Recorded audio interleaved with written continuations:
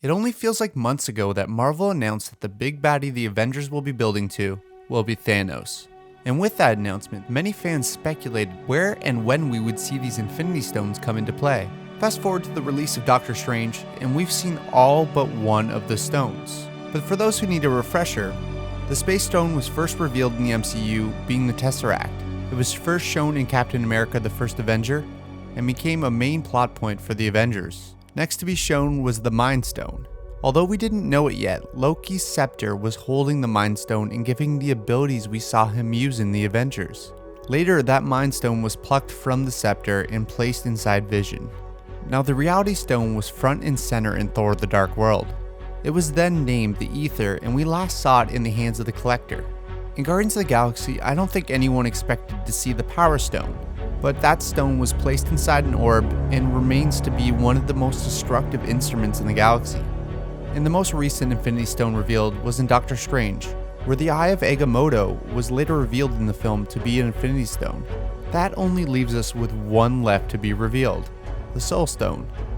Now, we don't know exactly how the MCU will be changing up things from the source material, but in the comics, the holder of the stone is not only able to manipulate both living and dead souls, but they can also steal the abilities of gifted individuals.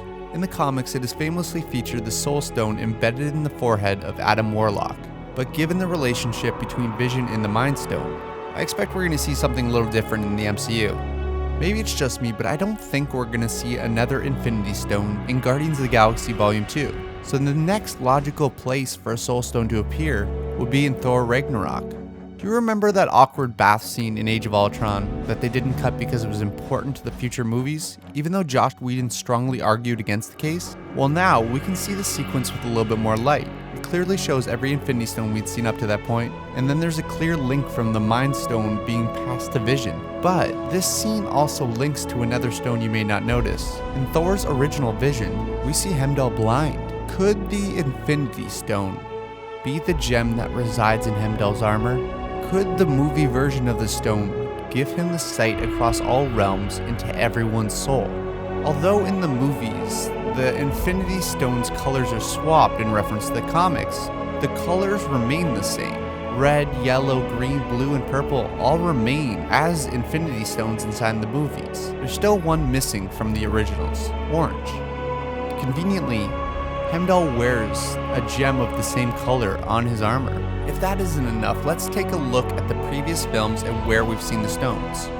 The Space Stone revealed to be in the Tesseract, the Mind Gem, Loki's scepter, the Reality, in the Ether, the Power Stone was in the Orb, and then finally, the Time Gem was in the necklace. Marvel has clearly thought this through. They've subtly spelled out the main villain in the first letter of what contained the Infinity Stones, meaning that the Soul Stone, being in Heimdall, would fit perfectly. Complicated fellow, isn't he? So let me know what you think of this theory. Thanks again to Adam Gray for supporting me on Patreon. As always, thank you so much for watching. Please subscribe, and I'll see you in the next video.